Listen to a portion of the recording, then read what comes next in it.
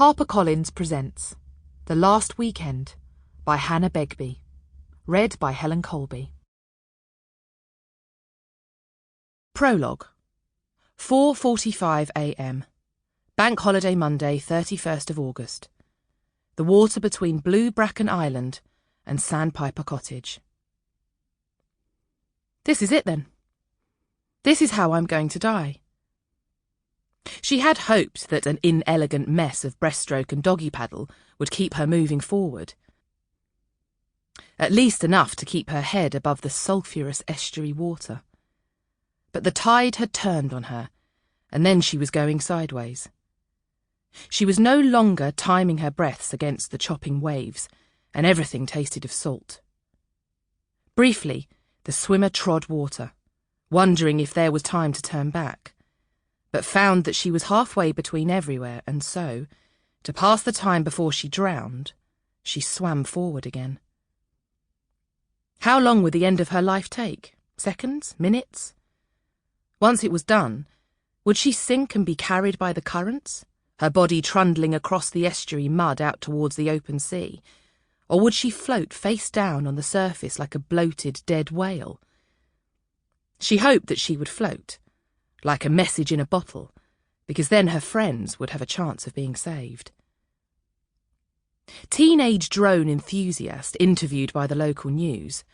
I was flying my kit trying to get some footage of the cliffs, and then I saw something in the water and flew it closer to get a better look. Then I called the police, and that's how they found the other women. Would they know that she had thought that scenario through? Or would that annoying imaginary teenager get all the credit? That didn't seem at all fair, but it's not like she'd brought a waterproof pen and paper with her to lay out the multifaceted nature of her act of heroism for the benefit of interested journalists. Most likely, she'd be a cautionary tale in the papers. Stupid woman does something stupid and dies stupidly. A yardstick of misery, spurring readers to reflect on how their too tight jeans and 5-week-long colds weren't so bad after all. Far worse than fearing you look like a crinkly plastic bag was being zipped into an actual one by the Coast Guards. Did the Coast Guards do the zipping up, or did they leave that for the police? Did the police have their own boats? What if an amateur fisherman found her and never really got over it, despite years of therapy spent elucidating why it wasn't his fault that he went fishing for mackerel but caught a dead woman instead, his hook snagging on her comfortable underwear? None of this was fair.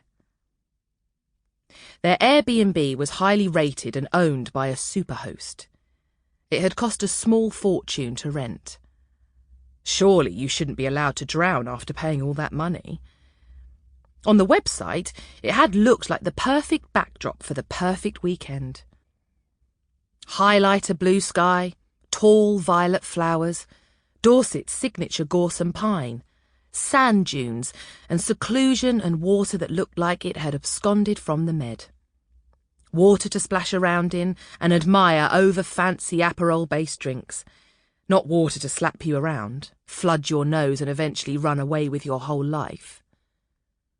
How many others had managed to go on a short weekend holiday with good friends and survive, unscathed, but for fried skin and a parched set of organs after 4 days drinking? Perhaps having shed some tears from the delicious catharsis of sharing all the stuff they'd been saving up for months to talk about. All the promotions, demotions, heartaches, plans, disappointments, hopes and new physical aches. How many others had managed to return home feeling the warm afterglow of time spent, happy and laughing, in the company of people they loved, yet also relieved to be back in their own space, because a day longer might have been overkill? Not them, it seemed.